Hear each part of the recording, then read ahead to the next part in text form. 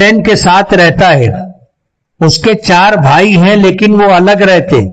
زید کی بیوی زید پر زور ڈال رہی ہے کہ جس طرح دوسرے لوگ والدین سے الگ ہو کر رہ رہے ہیں تم بھی والدین کے ساتھ مت رہو، ان کو چھوڑ کر کے الگ رہو. زید نے بیوی کی بات نہیں مانی. اس بات پر ناراض ہو کر بیوی میکے بیٹھ گئی. ماں باپ کے ساتھ رہنا ضروری نہیں. ماں باپ کے ساتھ رہنا ضروری نہیں ہے، لیکن اگر ماں باپ کو ضرورت ہے تو اولاد میں سے کسی نہ کسی کو ماں باپ کے ساتھ رہنا چاہیے. بوڑھے ماں باپ ہیں، اب سب بچے چھوڑ کر کے الگ ہو جائیں گے تو بوڑھے ماں باپ کیا کریں گے؟ ٹھیک ہے، آپ کھانا لا کر کے پکا کر کے دے دو گے، کھانے کی ضرورت پوری ہو جائے گی. سال میں 2-5 جوڑے آپ بنا دو گے، کپڑے کی ضرورت پوری ہو جائے گی. ماں باپ بیمار ہیں، آپ حکیم و ڈاکٹر کے پاس سے دوا لا کر کے ماں باپ کو دے سکتے ہو. لیکن بڑھاپے میں ماں باپ کو خدمت کے لیے ضرورت ہے، اس لیے کسی نہ کسی کو ماں باپ کے ساتھ رہنا پڑے گا. ان کو ایسے لاوارث نہیں چھوڑ سکتے. ہاں اگر وہ تندرست ہیں، تمہاری خدمت کی ان کو ضرورت نہیں ہے تو ماں باپ کے ساتھ رہنا ضروری نہیں. ایک پہلو یہ ہے. دوسرا پہلو جو بیوی کہتی ہے ماں باپ کے ساتھ مت رہو، بیوی اس بات کا تقاضا نہیں کر سکتی. بیوی اس بات کا تقاضا کر سکتی ہے کہ اس کی رہائش کے لیے ایسی جگہ ہو جہاں وہ آزادی کے ساتھ اٹھ بیٹھ سکے، لیٹ سکے، سو سکے. یعنی اس کو ایک کمرہ دینا ضروری ہے. بیوی کو شوہر کی طرف سے ایسی رہائش اور کمرہ دینا ضروری ہے جہاں وہ آزادی کے ساتھ اپنے دن اور رات گزار سکے، وہاں کسی کا عمل دخل نہ ہو. بیوی اس بات کا مطالبہ کر سکتی. اب اگر وہ اس کو ایسی رہائش کے لیے کمرہ دے دیا گیا ہے، اب وہ یہ تقاضا نہیں کر سکتی کہ ماں باپ کو چھوڑ کر کے چلو کہیں اور رہیں گی. غلط بات. ہندو لوگ مسلمانوں کو پکڑ کر جے شری رام کے نعرے لگواتے، تو کیا اس طرح کا نعرہ لگانے سے ایمان باقی رہے گا؟ مفتیان کرام کا فتویٰ ہے کہ جے شری رام کا نعرہ اگر کسی نے لگایا تو ایمان سے خارج ہو جائے گا. اسلام اس کی اجازت نہیں دیتا. لیکن اگر کوئی شخص مجبور ہے، جیسے اس میں لکھا ہے کہ کسی مسلمان کو ہندوؤں کی بھیڑ نے گھیر لیا، پکڑ لیا اور اس کو نعرہ لگانے پر مجبور کر رہے ہیں، اگر وہ نعرہ نہیں لگائے گا تو اسے مار ڈالیں گے. اگر نعرہ نہیں لگائے گا تو اسے اتنا ماریں گے کہ اس کا سر پھٹ جائے یا ہاتھ پیر ٹوٹ جائے. اس طرح اگر اس کو مجبور کیا گیا تو وہ دل میں ایمان کو باقی رکھتے ہوئے اگر زبان سے اس طرح کا نعرہ لگائے تو اس کا وہ ایمان سے خارج نہیں ہوگا. شادی کیا دیکھ کر کرنی چاہیے؟ دینداری دیکھنا چاہیے، خوبصورتی، خاندان یا مال و دولت؟ نبی کریم صلی اللہ علیہ وسلم اللہ کے نبی و رسول ہے، اور اللہ تعالی ما کان ما یکونوں کا علم رکھتا ہے.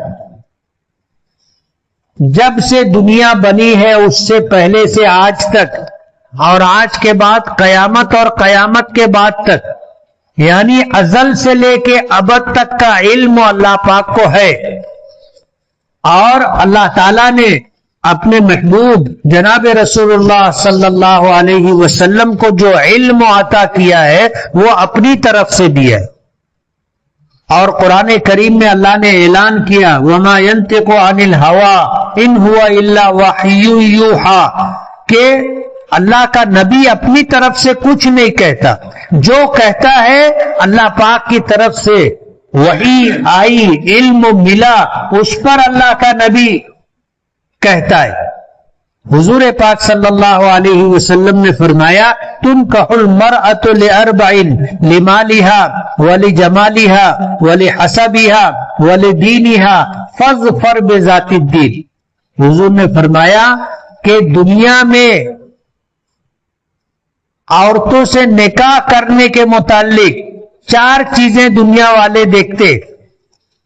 لمالہا، کچھ لوگ ایسے ہوتے ہیں جو لڑکی کے میکے کی مالداری دیکھ کر نکاح کرتے، کہ نکاح کریں گے لمبا چوڑا جہیز آئے گا اور جب باپ مرے گا تو میراث میں مال بھی ملے گا۔ تو کچھ لوگ مالداری دیکھ کر نکاح کرتے، کچھ لوگ ہونے والی بیوی کی خوبصورتی دیکھ کر نکاح کرتے، کچھ لوگ خاندان دیکھ کے نکاح کرتے، کچھ لوگ دینداری دیکھ کر نکاح کرتے۔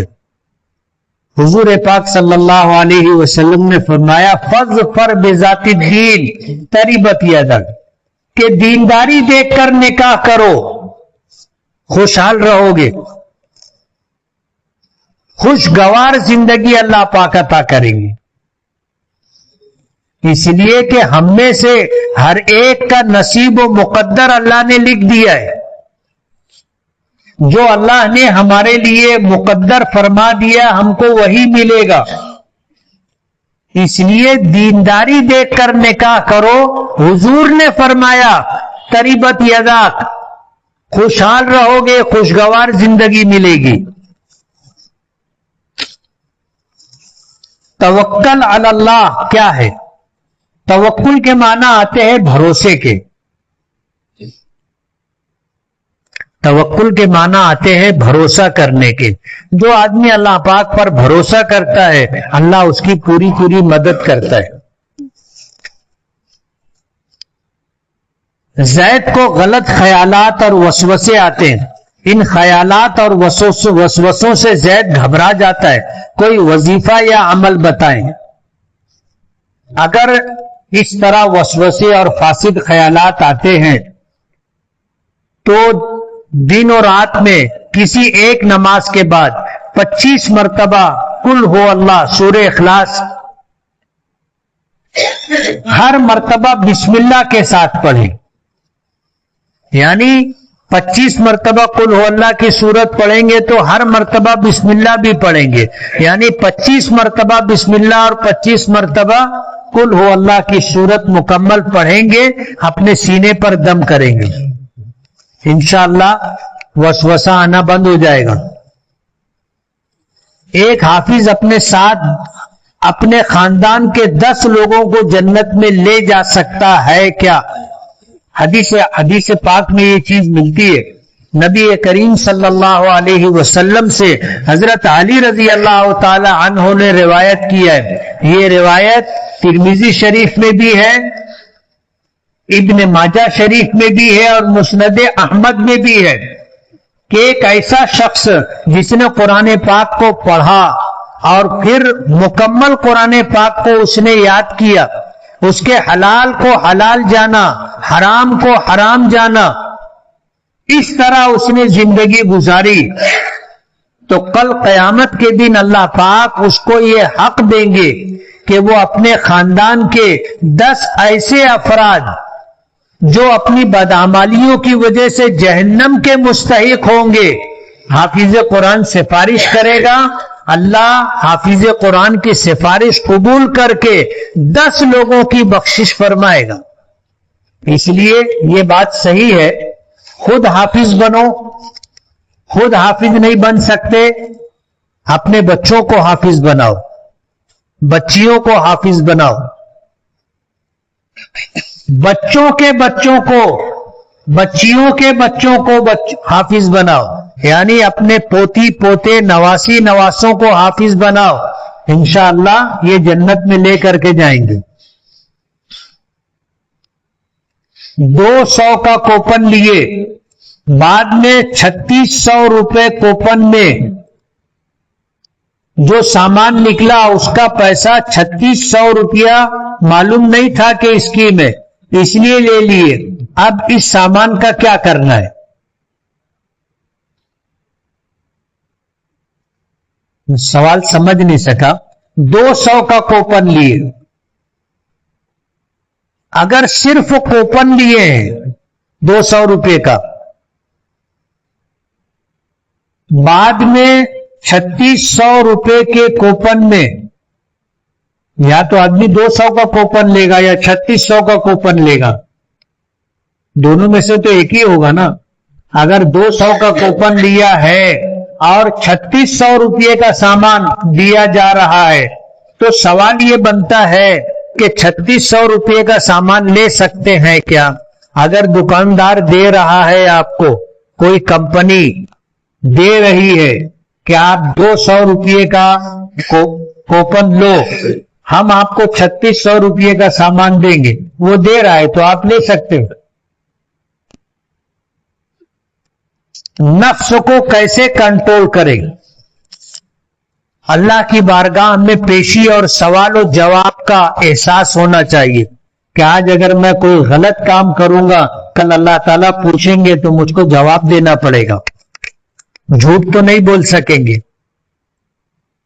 نماز سے پہلے طہارت کیا، وضو کر کے نماز پڑھنے لگا، پھر شک ہوا کہ قطرہ آیا. اکثر ایسا ہوتا ہے، تو کیا نماز توڑ دینی چاہیے؟ دیکھو، ایک ہے شک اور ایک ہے یقین. آپ نے وضو کیا، وضو کرنے کے بعد نماز میں یا نماز کے بغیر آپ کو ایسا شک ہوا کہ قطرہ آیا تو آپ چیک کر لو، واپس استنجا خانے میں چلے جاؤ، چیک کرو کہ قطرہ آیا ہے کہ نہیں آیا ہے. اگر قطرہ نہیں آیا ہے تو ظاہر بات ہے شک سے وضو نہیں ٹوٹتا، لیکن اگر واقعی قطرہ آیا ہے تو وضو ٹوٹ جائے گا. شک کا اعتبار نہیں ہے، شک کا اعتبار نہیں. شیطان کیا کرتا ہے کہ وسوسہ ڈالتا ہے، اور کبھی ایسا لگتا ہے کہ قطرہ آیا لیکن قطرہ آتا نہیں، تو وسوسے اور شک سے وضو نہیں ٹوٹتا، اس لیے نماز نہیں توڑی جائے گی. میری دکان میں ہم 2 لوگ پارٹنر ہیں. دکان لینے کے وقت یہ طے ہوا تھا کہ دکان کا کرایہ ہم دونوں اپنی جیب سے دیں گے، دکان کی آمدنی سے نہیں. اب دکان کا کرایہ دکان سے ہی میں دیتا ہوں، جبکہ میرا پارٹنر اپنے پاس سے دیتا ہے. کیا یہ درست ہے؟ درست نہیں ہے. آپ نے جب یہ معاہدہ کیا تھا کہ بھائی دکان کا جو کرایہ ہے دونوں مل کے دیں گے اور اپنے پاس سے دیں گے، دکان کی آمدنی سے نہیں دیں گے،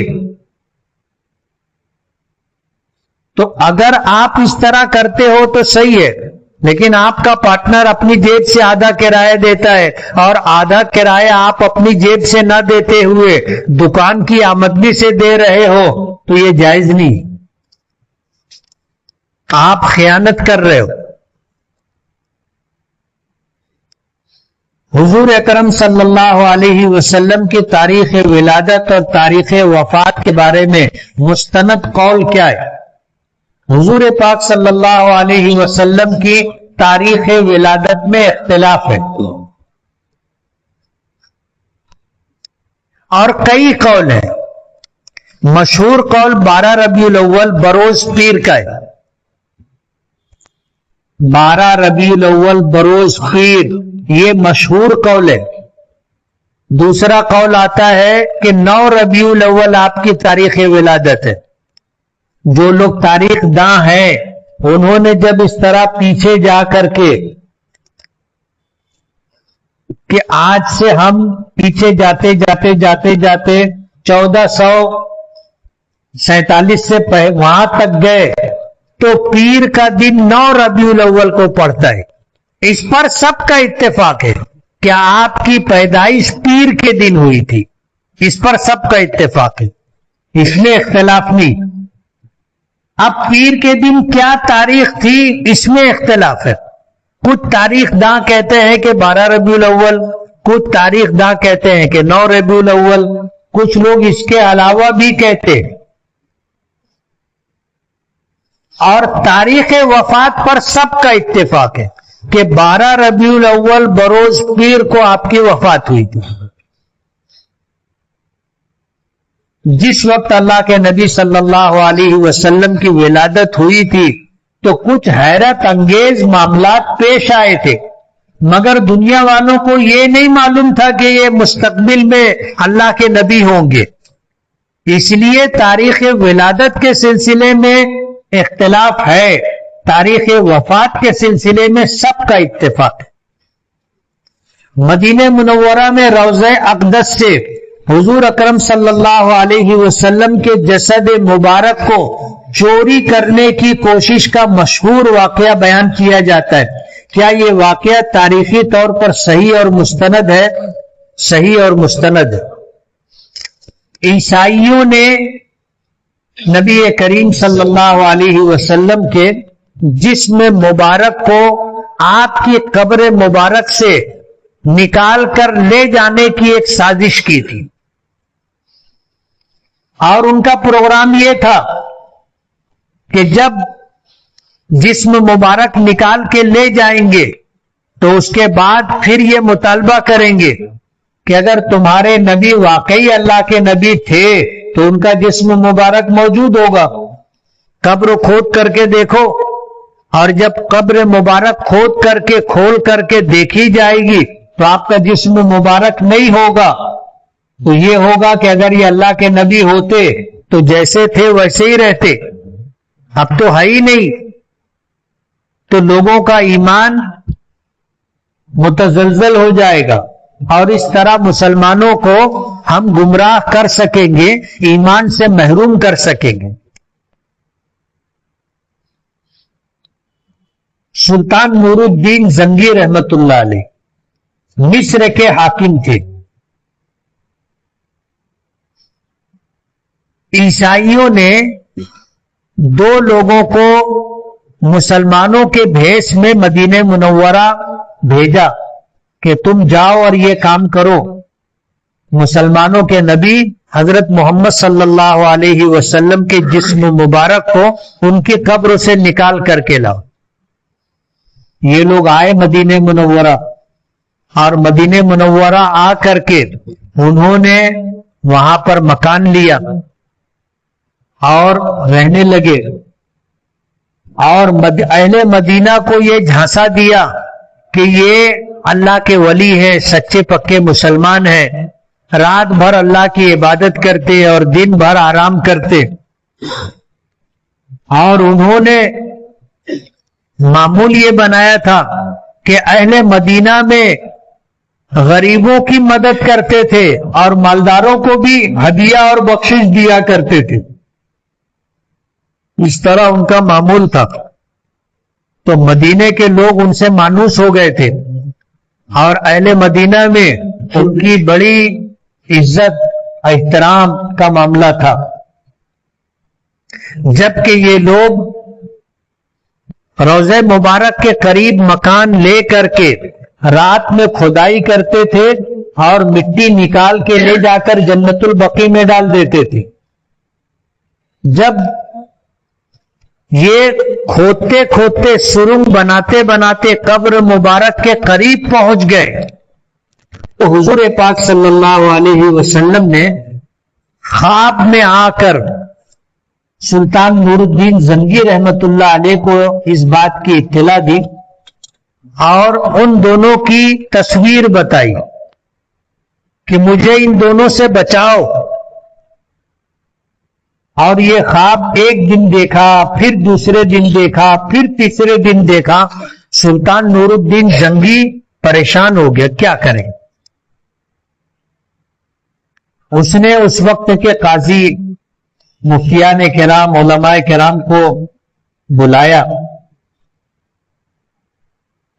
مشورہ کیا، اپنا خواب بتایا. تو جو قاضی وقت تھے انہوں نے تنہائی میں یہ بات بتائی کہ میں نے بھی یہ خواب دیکھا ہے. اب پریشان ہو گئے کیا کرنا چاہیے. اسی وقت سفر کا پروگرام بنا اور سلطان نور الدین زنگی مصر سے چل کر کے مدینہ منورہ آئے اور آ کر کے وہاں انہوں نے اعلان کیا کہ تمام اہل مدینہ کی دعوت، اور انتظام ایسا کیا کہ ایک طرف سے لوگ آئیں اور دوسری طرف سے نکلیں، اور ایک دروازے پر سلطان نور الدین زنگی خود کھڑے رہے، ہر آنے والے کو غور سے دیکھتے تھے. حضور نے جو شبیہ جو تصویر بتائی تھی دیکھتے رہے. سارے مدینے کے لوگ آئے، کھانا کھا کر کے اپنا ہدیہ اپنا تحفہ لے کر کے گئے، لیکن وہ دونوں شکل نظر نہیں آئی. تو پھر معلوم کیا کوئی باقی تو نہیں رہ گیا ہے. تو بتایا گیا کہ کوئی باقی نہیں ہے، لیکن جب تحقیق کی گئی تو یہ بات سامنے آئی. کچھ لوگوں نے بتایا کہ بھئی 2 لوگ رہ گئے ہیں جو بڑے دیندار، بڑے متقی، بڑے پرہیزگار اور اہل مدینہ کی بڑی خدمت کرنے والے، وہ کہیں آتے جاتے نہیں ہیں. تو سلطان نور الدین زنگی نے کہا کہ وہ نہیں آتے تو مجھے لے کے چلو ان کے پاس، میں چلتا ہوں، میں ان سے ملاقات کروں گا. میری طرف سے دعوت ہے تو کھانا ان کے گھر پہنچا دیتے. جب ان کے ٹھکانے پر گئے تو وہی دونوں نکلے جن کی شبیہ، جن کی تصویر حضور پاک صلی اللہ علیہ وسلم نے بتائی تھی. حکم دیا دونوں کو گرفتار کر لیا جائے. اب بادشاہ وقت کا حکم تھا، اہل مدینہ پریشان ہو گئے اور کہنے لگے کہ یہ بڑے اچھے لوگ ہیں، ان سے ہم کو کوئی تکلیف نہیں، یہ کسی کے لینے دینے میں نہیں رہتے، یہ اپنے ٹھکانے سے نکلتے بھی نہیں ہے، رات بھر اللہ کی عبادت کرتے ہیں اور دن میں آرام کرتے. سلطان بھی پریشان تھا کہ کیا مسئلہ کیا ہے.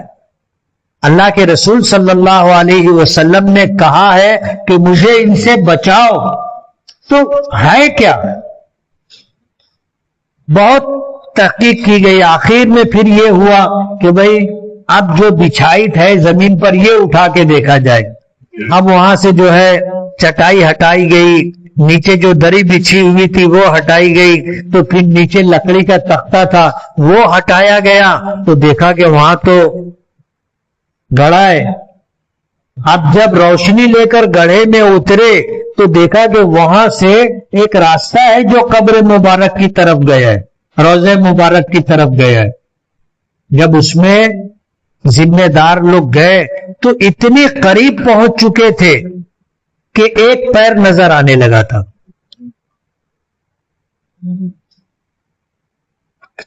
ایک پیر نظر آنے لگا تھا. اب علماء کو اتارا گیا کہ بھئی دیکھو یہ قدم کس کا ہے.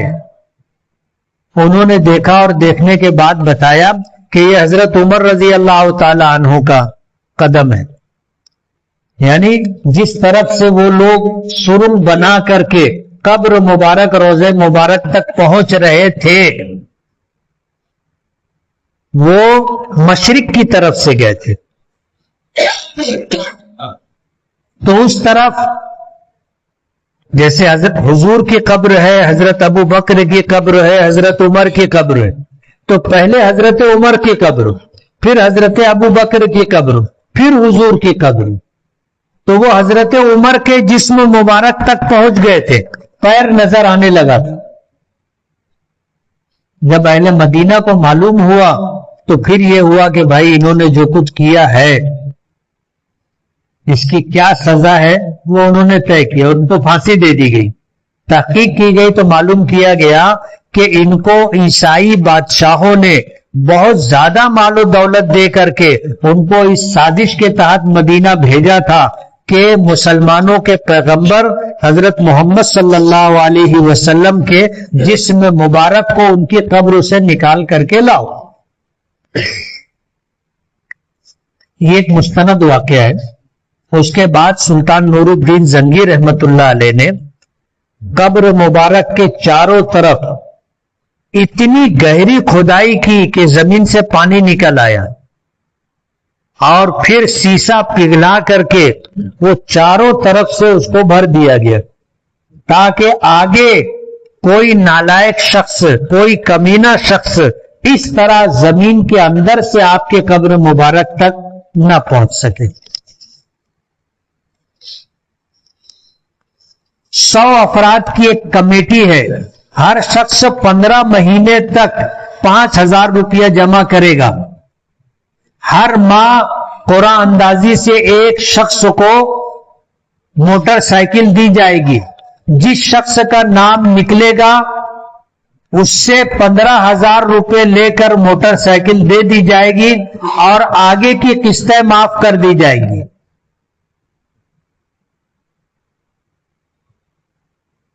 باقی 85 افراد کو موٹر سائیکل نہیں ملے گی. یعنی 15 لوگوں کو موٹر سائیکل دی جائے گی اور کمیٹی کے اختتام پر ان کی جمع شدہ 75,000 روپے کی رقم میں سے 60,000 روپے بقیہ لوگوں کو واپس کیے جائیں گے اور 15,000 روپے ہر ایک کے پیسوں میں سے اخراجات کے نام پر کاٹ لیے جائیں گے. کیا یہ طریقہ کمیٹی شرعاً جائز ہے؟ جائز نہیں ہے. جن کا جتنا پیسہ ہے 75,000 روپیہ انہوں نے دیا، آپ 75 پورا واپس کرو. آپ ہر ایک کو 75,000 واپس نہیں کر رہے بلکہ ہر ایک میں سے یعنی 100 لوگوں میں سے 15 لوگوں کو آپ موٹر سائیکل دے رہے، باقی 85 لوگوں کی کل رقم میں سے 15,000 روپے اخراجات کے نام پر کاٹ لے رہے. جائز نہیں. زید نے اپنی بیوی کو 11 سال پہلے طلاق دی تھی. اب یہ دونوں دوبارہ نکاح کرنا چاہتے ہیں تو بغیر حلالے کے نکاح ہو جائے گا. اگر ایک طلاق دی ہوگی یا 2 طلاق دی ہوگی تو نکاح کر کے دونوں ساتھ میں میاں بیوی کی حیثیت سے رہ سکتے ہیں. لیکن 11 سال پہلے اگر 3 طلاق دی تھی اور اس کی بیوی نے طلاق ملنے کے بعد کسی اور سے نکاح نہیں کیا، بیٹھی رہی، آج 11 سال کے بعد وہ شخص اگر بغیر حلالے کے اس سے نکاح کرنا چاہتا ہے تو یہ نکاح درست نہیں ہوگا. وہ عورت اپنے اس شوہر، سابق شوہر کے لیے بغیر حلالے کے حلال نہیں. 3 طلاق جس عورت کو دے دی جائے اس کے لیے حکم یہ ہے کہ وہ کسی اور شخص سے نکاح کرے، اپنے سابق شوہر سے نکاح نہیں کر سکتی. اب اگر اس نے کسی اور سے نکاح کر لیا، دوسرے شوہر کا انتقال ہو گیا یا اس نے طلاق دے دی تو عدت گزار کر کے یہ عورت اگر پہلے شوہر سے نکاح کرنا چاہے تو کر سکتی. لیکن اگر بیوی نے دوسرا نکاح نہیں کیا تو وہ اپنے سابق شوہر سے نکاح نہیں کر سکتی. بیوی اپنے شوہر کی اجازت کے بغیر کہیں بھی چلی جاتی ہے، میکے چلی جاتی، بہن بھائیوں کے گھر چلی جاتی، بازار چلی جاتی، بچوں کو اسکول پہنچانے اور لانے چلی جاتی، تو کیا اس سے نکاح ٹوٹ جائے گا؟ نکاح نہیں ٹوٹے گا. یہ بات اپنی جگہ کہ بیوی شوہر کی اجازت کے بغیر گھر سے کہیں باہر نہ جائے، یہ حکم شرعی ہے. اگر شوہر نے اجازت نہیں دی ہے تو بیوی شوہر کی اجازت کے بغیر گھر سے نکل کر کے کہیں نہیں جا سکتی. حضور پاک صلی اللہ علیہ وسلم کے زمانے میں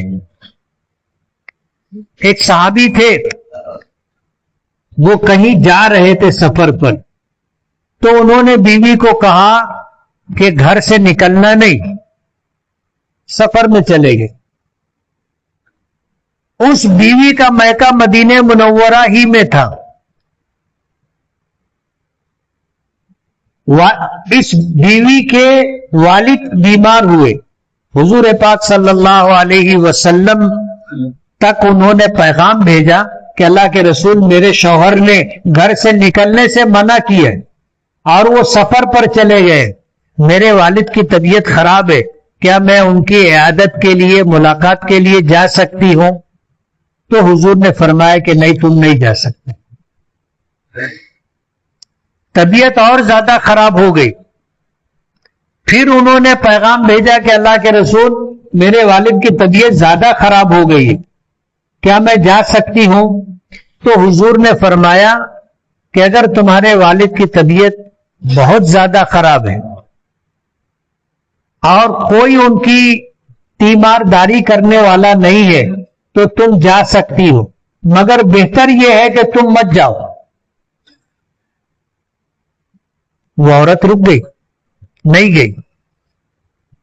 پھر اس نے خبر دی کہ اللہ کے رسول میرے والد کا انتقال ہو گیا ہے, میں کیا ان کو دیکھنے کے لیے جا سکتی ہوں؟ تو حضور نے فرمایا جا سکتی ہو, مگر بہتر یہ ہے کہ تم مت جاؤ. یہ پیغام بھیج دیا. بعد میں نبی کریم صلی اللہ علیہ وسلم نے معلوم کرنا چاہا کہ یہ عورت اپنے والد کے انتقال کے بعد کیا گھر سے نکلی اور والد کو دیکھنے کے لیے گئی. تو صحابہ کرام نے بتایا کہ اللہ کے رسول اس عورت نے آپ کی بات پر عمل کیا, گھر پر رہی, اپنے والد کے جنازے انتقال پر دیکھنے بھی نہیں گئی. تو حضور پاک صلی اللہ علیہ وسلم نے فرمایا کہ اللہ نے تیری بھی مغفرت کر دی اور تیرے اس عمل کی وجہ سے تیرے مرحوم باپ کی بھی اللہ نے مغفرت کر دی.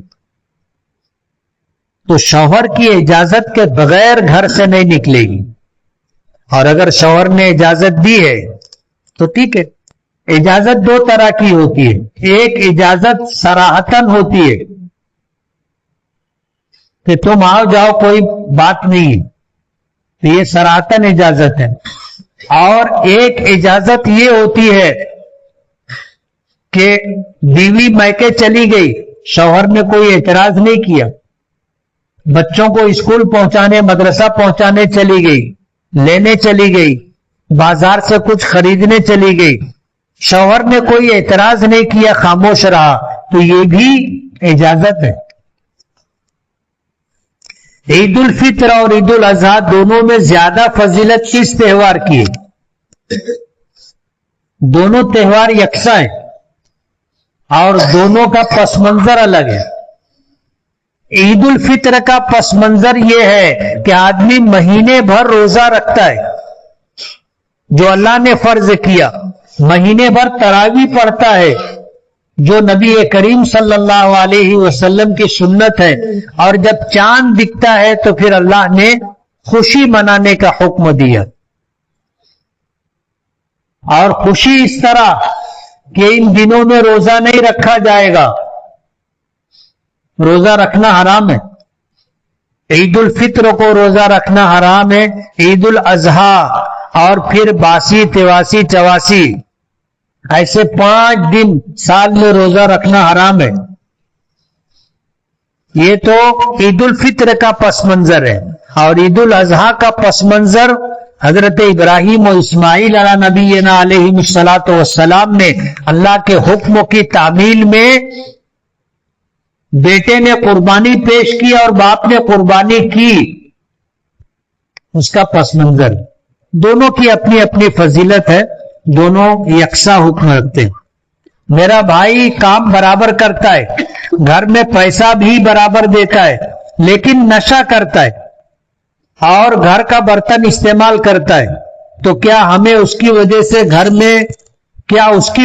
گھر میں بے برکتی آئے گی؟ اور اس کی کمائی کا پیسہ استعمال کرنا کیسا ہے؟ جائز ہے. شراب پینا نشہ کرنا اس کا اپنا عمل, جب وہ جائز کام کر رہا ہے تو جو کمائی ہے وہ جائز ہے.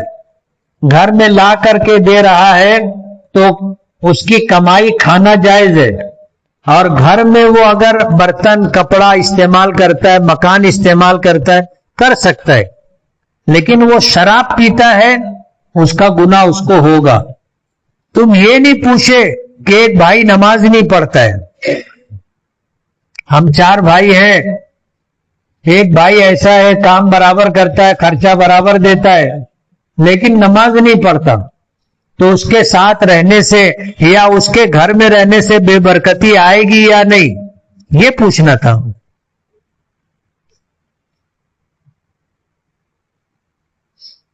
ایک واقعہ آپ کو سناؤں۔ ہم لوگ بمبئی میں تھے، ہمارے کچھ ساتھی تھے، وہ کونسلیٹ میں کام کرتے تھے، تو جہاں کے کونسلیٹ میں کام کرتے تھے غالباً سعودی عرب، کوئی بڑا آدمی آ رہا تھا، تو اس کو ریسیو کرنے کے لیے ایئرپورٹ گئے، وہاں گئے، وہ آیا، اس کو گاڑی میں لیے اور ہوٹل میں کمرہ بک تھا، لے کر کے اس نے آتے ہی فوراً کہا کہ بھائی مجھے وضو کرنا ہے، نماز پڑھنی ہے۔ اہل عرب نماز کا بہت اہتمام کرتے ہیں۔ اس نے فوراً وضو کیا، مصلی بچھایا، نماز پڑھی، نماز سے فارغ ہو گیا، اس نے فون اٹھایا، نیچے شراب کا آرڈر دیا، شراب منگوائی۔ اب جو مالیگاؤں کے لوگ تھے جو اس کو ایئرپورٹ لینے گئے تھے، لے کر کے آئے تھے اور روم تک اس کو پہنچائے، وہ سب بہت حیران تھے، یار یہ تو آتے ہی فوراً اس نے وضو کیا، نماز پڑھی کہ نماز قضا ہو جائے گی، اور اب اس کے بعد شراب منگوا رہا ہے۔ جب شراب آئی تو انہوں نے کہا کہ ایک بات پوچھنی تھی۔ بولے پوچھو۔ بولے آپ نے آتے ہی نماز پڑھی اور نماز پڑھنے کے بعد آپ نے شراب منگوا لی، تو اس نے کہا کہ کہنا کیا چاہتے ہو؟ تو بولے شراب پینا حرام ہے۔ تو اس نے کہا کہ میں شراب پی رہا ہوں، گنہگار ہوں، مجھ سے بڑے گنہگار تم لوگ ہو کہ تم لوگوں نے نماز نہیں پڑھی۔ میں شراب پی رہا ہوں، میں گنہگار ہوں، لیکن تم لوگوں نے نماز نہیں پڑھی، تمہاری نماز قضا ہو گئی، یہ شراب پینے سے بڑا گناہ ہے۔ تو سب کی سٹی گم ہو گئی نا۔ تو سوال یہ کرنا تھا کہ ایک بھائی کماتا ہے، نماز نہیں پڑھتا، تو اس کی وجہ سے گھر میں بے برکتی آئے گی کہ نہیں آئے گی؟ آئے گی۔ زید کام کرتا ہے بندی پگار پر، اور کام پر لگنے سے پہلے یہ بات طے ہوئی تھی کہ 1-2 دن اگر کارخانہ بند رہے گا تو پگار کاٹی نہیں جائے گی، مگر سیٹ بعد میں پگار کاٹ کر کے پیسہ دے رہا ہے، تو ایسا کرنا درست نہیں۔ اگر یہ معاملہ طے ہو گیا تھا کہ بند کی پگار کاٹی نہیں جائے گی تو سیٹ کے لیے پگار کاٹنا جائز نہیں۔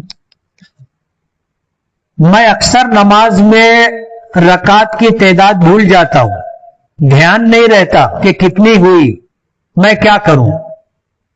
دیکھو نماز میں رکعتوں کی تعداد کے متعلق اگر شک ہو جائے تو یہ دیکھا جائے گا کہ پہلی مرتبہ شک ہوا ہے یا جیسا لکھا ہے کہ اکثر شک ہوتا رہتا ہے۔ مسئلہ یہ ہے کہ اگر پہلی مرتبہ شک ہوا ہے تو نماز توڑ دیں گے، شروع سے نماز پڑھیں گے۔ پہلی مرتبہ اگر شک ہوا ہے اور جیسا لکھا ہے کہ اکثر شک ہوتا رہتا ہے تو پھر بات 2 حال سے خالی نہیں ہوگی۔ جس کو شک ہوا ہے اس کا غالب گمان کیا ہے؟ جیسے شک ہو گیا کہ 3 رکعت ہوئی کہ 4 رکعت ہوئی، اگر اس نے غور کیا اور اس کا غالب گمان یہ ہے کہ 3 رکعت ہوئی ہے تو وہ 1 رکعت اور پڑھے گا، آخر میں سجدہ سہو کر کے سلام پھیرے گا۔ اگر اس کو غالب گمان یہ ہے کہ 4 رکعت ہوئی ہے، غالب گمان یہ ہے کہ 4 رکعت ہوئی ہے، تو وہ نماز مکمل کرے گا، سلام پھیر دے گا، سجدہ سہو کی ضرورت نہیں۔ اور اگر اس کا غالب گمان نہیں ہے، یعنی کچھ سمجھ میں نہیں آ رہا ہے کہ 3 کے 4 مخمسے میں ہے، تو پھر علماء نے لکھا ہے کہ وہ کم پر عمل کرے گا۔ جیسے 3 اور 4 میں شک ہے تو 3 مان کر کے 1 رکعت اور پڑھے گا، سجدہ سہو کرے گا، سلام پھیرے گا، کم پر عمل کرے گا۔ مجھے کسی نے دعوت دی اور مجھے پتا نہیں ہے کہ اس کی کمائی حلال ہے یا حرام، تو میں کیا کروں؟ بلا وجہ کسی کے متعلق شک شبہ نہیں کرنا چاہیے، یہ بات شریعت کے مزاج کے خلاف ہے۔ ہاں، اگر کسی شخص کے متعلق ہمیں معلوم ہے کہ اس کی آمدنی حرام ہے تو اس کے یہاں کھانا پینا درست نہیں،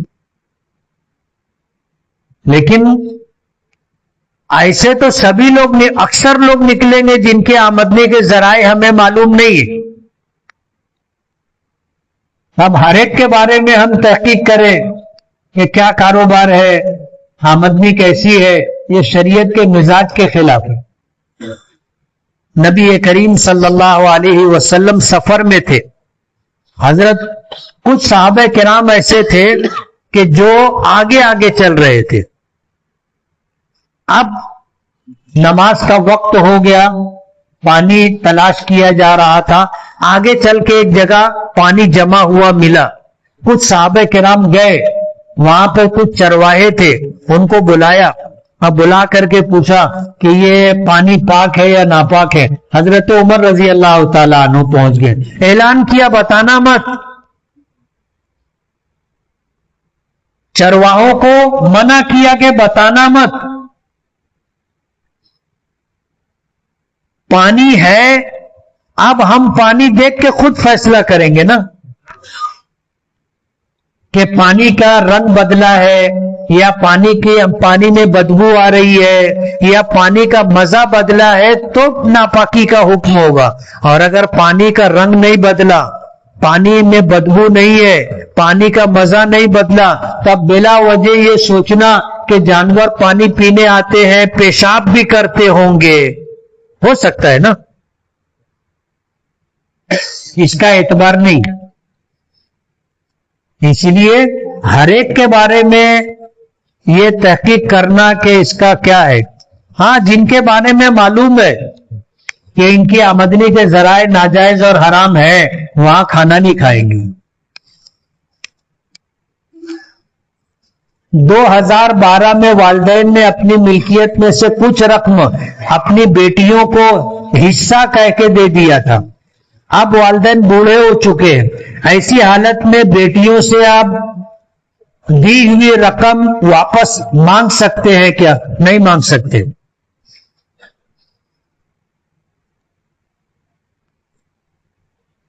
اپنے قریبی رشتہ دار، آپ نے اگر ان کو کوئی ہدیہ، کوئی بخشش، کوئی تحفہ دے دیا، واپس نہیں مانگ سکتے، دے دیا۔ غیر مسلم عورت کا بچہ تھا، ماں مر گئی، تو کیا اس غیر مسلم بچے کو مسلمان عورت دودھ پلا سکتی ہے؟ پلا سکتی ہے۔ نماز پڑھتے وقت کان میں ہیڈ فون لگا ہوا ہو اور نماز پڑھی جا رہی ہے تو نماز ہو جائے گی؟ ہو جائے گی۔ جیسے پین لگا ہوا ہے تو نماز ہو جائے گی، ایسے ہیڈ فون لگا ہوا ہے تو نماز ہو جائے گی، چشمہ پہنے ہوئے ہے تو نماز ہو جائے گی۔ اگر کوئی مسافر امامت کر رہا ہو اور 4 رکعت والی نماز میں 2 رکعت پوری کر کے سلام پھیر دے اور پھر یہ کہے کہ میں مسافر ہوں، جو لوگ مقیم ہیں وہ اپنی نماز مکمل کر لیں، تو کیا مقیمین جب 2 رکعت پر امام نے قاعدہ کیا تھا تو التحیات پوری کر کے خاموش رہیں گے یا درود ابراہیمی اور دعائے معصورہ بھی پڑھیں گے؟ جو لوگ مقیم ہیں یہ قاعدہ ان کا قاعدہ اخیرہ نہیں ہے، بلکہ 2 رکعت کے بعد قاعدہ ہے، یہ قاعدہ اولا ہے۔ ان کو 2 رکعت اور پڑھنی ہے، تب جا کے ان کی نماز مکمل ہوگی اور آخری قاعدہ کریں گے۔ تو امام کے پیچھے جب مسافر امام نے، ظاہر بات ہے اتحیات کے بعد امام درود شریف بھی پڑھے گا اور دعائے معصورہ بھی پڑھے گا، اس کے پیچھے جو مقیمین ہے وہ قاعدہ اولا، ان کے لیے قاعدہ اولا ہے، وہ درود شریف اور دعائے معصورہ نہیں پڑھیں گے، خاموش رہیں گے۔ یہ ہے مسئلہ۔ لیکن اگر پڑھ لیے تو ان کے اوپر سجدہ سہو واجب نہیں ہوگا۔ بسم اللہ الرحمن الرحیم، الحمد